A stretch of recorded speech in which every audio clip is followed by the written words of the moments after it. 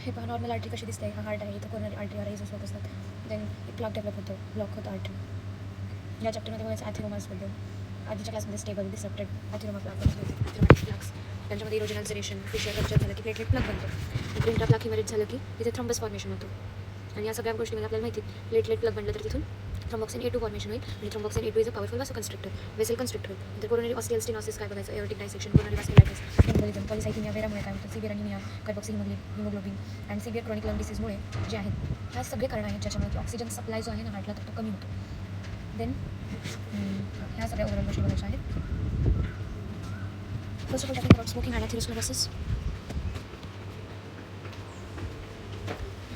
It is well known that smoking significant risk factor आहे ischemic heart डिसीजसाठी. Tobacco smoking plaque formation promote करतो. Also atherosclerotic plaque बनण्याची vulnerability वाढवतो. Vulnerability of atherosclerotic plaques to platelet aggregation with thrombus formation. Quitting केलं स्मोकिंगला तर MI ची risk आहे ना 50% कमी होते एका वर्षात.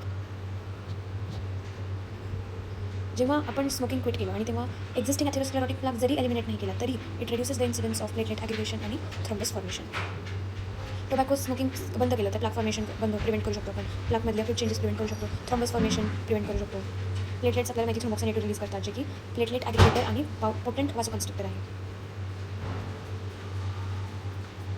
आणि वासोकन्स्ट्रक्शन ऑफ ब्लड वेसल एक डायनामिक चेंज आहे ज्याला की आपण रिव्हर्स करू शकतो. स्मोकिंग नाही करायची, त्याच्यामुळे प्लेटलेट्स ॲग्रिगेशन ॲथिजनची जी रिस्क आहे ती नाही होणार आणि त्याच्यामुळे वासोकन्स्ट्रक्शन नाही होणार. ॲथिरो एम्बॉलिझम बघायचं. मग मी सांगितलं होतं थ्रोम्बस एम्बॉलिझम वेगळं आहे आणि ॲथिरोमाचं एम्बॉलिझम वेगळी गोष्ट आहे. जे डिस्ट्रप्टेड प्लाक असतात ना ते ॲथिरोमॅटस मटेरियल लिपिड्सला रिलीज करतात. या फेनॉमेननला आपण ॲथिरो एम्बॉलिझम म्हणतो. जेव्हा थ्रोम्बस जे आहे ते ब्रेक ऑफ होतं आणि सिस्टमिक सर्क्युलेशनमध्ये जातं दॅट इज थ्रोम्बो एम्बॉलिझम. पण जेव्हा प्लाकच्या कोरमधून जेव्हा फोम सेल्सचं जे कलेक्शन आहे ते रिलीज होतं दॅट इज ॲथिरो एम्बॉलिझम. आणि हे जे फोम सेलचं कलेक्शन आहे ना ते ॲक्टिवेट करू शकतात आणि पुढे जाऊन ते डिस्टल वेसलला ब्लॉक करू शकतात. सो हे बघितले हे असं ॲथिरो एम्बॉलिझम जेव्हा इथलं लिपिड जे आहे ना ते ब्रेक ऑफ होतं आणि डिस्टल वेसलला ब्लॉक करतो. कलेक्शन ऑफ फोम सेल्स म्हणजे मॅक्रोफेजेस लेडन विथ लिपिड हे प्लाकच्या कोरमधून रिलीज होतं. अक्यूट चेंजेससाठी इंट्रिन्सिक फॅक्टर्स काय काय आहेत. प्लाकमध्ये ना काही त्याचे स्वतःचे प्रॉपर्टीज असतात त्याच्यामुळे ते त्याच्यामध्ये अक्यूट चेंजेस होण्यासाठी ते जास्त ससेप्टेबल असतात. हे प्रॉपर्टीज कोणकोणते तर थिन अशी बारीक फायब्रस कॅप असते, त्याचं लिपिड कॉन्टेंट जास्त असतं, मॅक्रोफेजेस फोम सेल्स जास्त असतात. याच्यामुळे ना it is more susceptible to develop acute changes. काही एक्सट्रिन्सिकचे काही बाहेरचे पण फॅक्टर्स असतात जे की प्लाकमध्ये अक्यूट डिस्ट्रप्शन करतात जेणेकरून की MI सारखं कॉम्प्लिकेशन होऊ शकतं. आणि हे बाहेरचे फॅक्टर्स काय काय आहेत. Tachycardia, hypertension, vasospasm. तर टॅकेकार्डियामुळे काय होतं, सडन स्ट्रॉंग ॲड्रिनर्जिक स्टिम्युलेशनमुळे हार्ट रेट वाढतो ज्याच्यामुळे ऑक्सिजन डिमांड वाढते. त्याच्यामुळे erosions, ulcer, fissure, rupture, intraplaque hemorrhage होऊ शकतो. त्याच्यामुळे MIचं लाईकलीहूड वाढतं ड्युरिंग टॅकेकार्डिया. आणि टॅकेकार्डियाचे कारण काय एक्सरसाइज केल्यानंतर एक्झर्शनमुळे, इमोशनल स्ट्रेसमुळे, सकाळी उठल्या पण ॲड्रिनर्जिक रश असतो आणि आपण त्याच्यामुळेच बघतो की उठल्या पेशंट्समध्ये का बरं MI कॉमन आहे. हायपरटेन्शन पण कारण आहे. इन्क्रीज ॲड्रिनलिन ब्लड प्रेशरला वाढवतं म्हणजे force upon unit area of the blood vessel वाढतं. त्याच्यामुळे जे वल्नरेबल प्लाक्स त्यांच्यावर डॅमेज होतं तिथं प्लेटलेट ॲडियरन्स एनहॅन्स होतो. त्याच्यामुळे peak time for onset of MI कधी असतो सकाळी 6 ते 12 दुपारी 12पर्यंत. कारण की त्यावेळी ॲड्रिनलिन लेवल्स जास्त असतात ज्यामुळे उठल्यानंतर त्यामुळे की ब्लड प्रेशर वाढतं आणि प्लेटलेट ॲडियरन्स जे आहे ते वाढतं. सो कॉन्सिक्वेंटली MIची सडन कार्डियक डेथची इन्सिडन्स हायर असतं in the morning. Vasospasm plaque जेव्हा डिस्टर्ब होतो तेव्हा त्याच्यामध्ये डायनॅमिक चेंजेस होतात. ॲड्रिनलिन लोकल वॅसोस्पॅसिसिटी इंड्यूस करतो जेणेकरून वल्नरेबल प्लाक्स जे आहेत ते अक्यूट चेंजेस अंडरगो करतात. अक्यूट कोरोनरी सिंड्रोम्स काय काय फायब्रॉटिक आणि स्टेबल प्लाक्स जे आहेत ते स्टिनोसिस कॉज करतात. आणि इन कॉन्ट्रास्ट मॉडरेट किंवा soft plaques especially those with thin caps they are more dangerous as they are more likely to undergo acute changes and cause dynamic obstruction. हे जे ना it increases the risk of acute coronary syndromes. कोणते unstable angina, MI, sudden cardiac death. हे acute coronary syndromes they are more prevalent in patients with inflammatory plaques.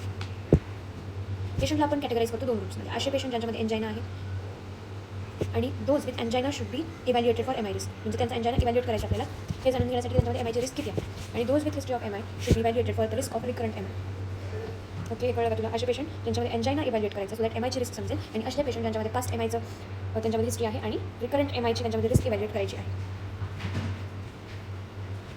Then हे बघितले 3 प्रकारच्या acute coronary syndrome. Then inflammatory markers आपल्याला कसं समजेल की त्याच्यामध्ये MIची रिस्क आहे की नाही. आपण इन्फ्लेमेटरी मार्कर्सला बघायचं within the plot they can help assess the risk of MI.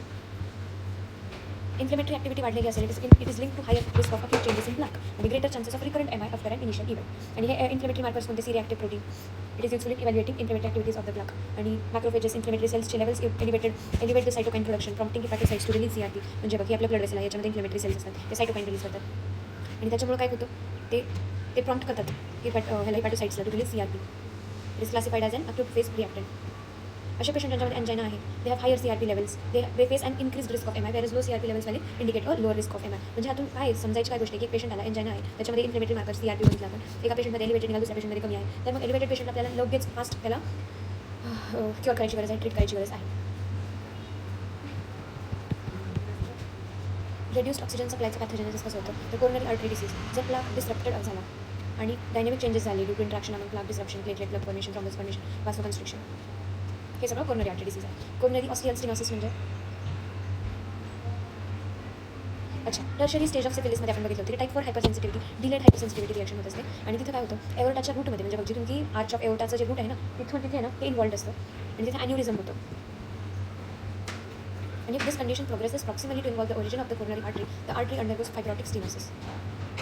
त्याला आपण coronary ostial stenosis म्हणतो, which is caused by leuktic aortitis. In patients with leuktic aortitis, myocardial ischemia can occur because coronary artery it remains patent, open, but its opening is stenosed. ठीक आहे, म्हणजे coronary artery तर patent राहते, पण त्याची opening stenosed होते.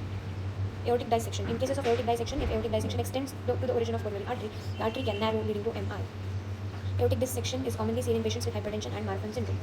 Then coronary vasculitis आणि coronary artery embolism हे पण ऑक्सिजन सप्लायला कमी करतात. Inflammatory lesions in coronary artery can lead to swelling of artery wall, which may protrude into lumen and obstruct the blood flow. If inflammation invades intima, it can become thrombogenic, forming a thrombus. This condition observed in polyarthritis nodosa and Kawasaki disease. Coronary artery embolism causes of thromboembolism, dilated atrium, in mitral stenosis. Then dislodged vegetation from infective endocarditis, fat embolism. Fat emboli, they can block the vessels in pulmonary circulation or may enter the systemic circulation, obstructing vessels in coronary system or central nervous system. Manifestations काय काय होतात त्याच्या, pulmonary circulation, cyanosis, dyspnea, CNS मध्ये झालं तर confusion, irritability, coma. Fat emboli also disrupt the platelet function, leading to petechiae and echinosis. Paradoxical emboli काय आहे ते वाचून घे.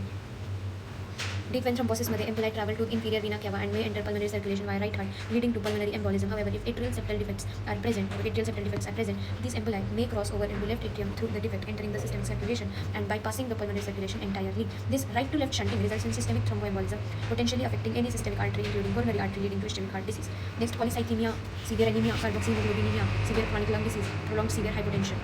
Polycythemia vera मध्ये hemoglobin levels exceed 18 gram per deciliter with RBC counts greater than 7 billion per ml.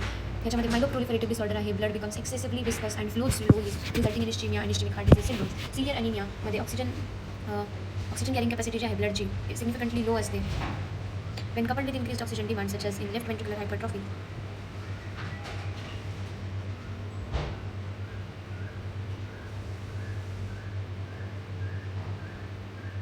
A mismatch between supply and demand can lead to ischemic heart disease. Carboxyhemoglobinemia, carbon monoxide ब्लडमध्ये जेव्हा वाढतं तेव्हा पण oxygen carrying capacity हिमोग्लोबिनची कमी होते.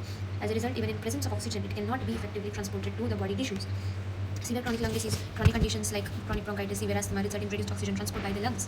Prolonged and severe hypotension. Prolonged hypotension can occur in patients undergoing surgical procedures under general anesthesia. Even if procedure seems uneventful, patients may experience MI or cerebral stroke after often uncovered at the end of the procedure. Hypotension decreases perfusion pressure at the root of the aorta and coronary system, which can also manifest in shock, leading to MI. हे photo बघून घे सरांनी क्लासमध्ये काय काय draw केलं होतं हे सगळं बघून घे, ठीक आहे. आणि लास्ट वाचून घे, नाटक नाही जिंकून वाचायचं, ठीक आहे.